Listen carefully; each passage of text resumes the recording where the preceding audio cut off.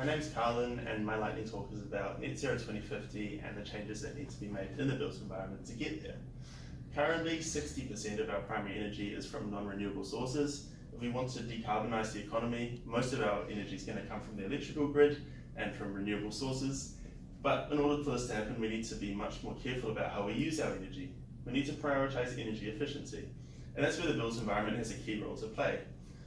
Commercial buildings currently consume about 20% of our electricity, and by implementing green building principles at scale, this could be reduced by 25%. In addition, too many New Zealand homes are poorly insulated or not even insulated at all. This means that the costs of heating them are high, and this raises an equity issue. Electricity costs are bound to increase as we decarbonise, so we need our homes to be more efficient if we don't want people bearing the cost of that. We also need to think about how we move around in our cities.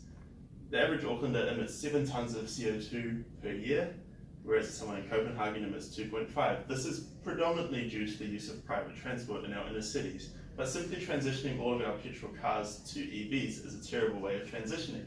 We need to think about more active forms of transport and public transport as well, as these use much less energy, and it's common knowledge in the urban planning sphere that they also have other benefits to health and happiness. We need to consider embodied carbon in our building processes as well. A lot of the carbon throughout the life cycle of a building is from materials, it's from construction, and it's from demolition. So this will need to be considered in future. So what needs to happen specifically? We need to improve the building code as soon as possible so that new buildings don't use too much energy. We need energy efficiency ratings for commercial buildings, as this will drive change towards more energy efficient practices at scale. We need to improve existing homes so that they're warm, dry, comfortable, and energy efficient. And we need better urban planning so that our transport uses less energy and so that our cities are better places to live. Leadership from the government is key here. They should be building their buildings to a higher standard, potentially to a Green Star, and they should also be showing leadership in terms of how we plan our urban areas.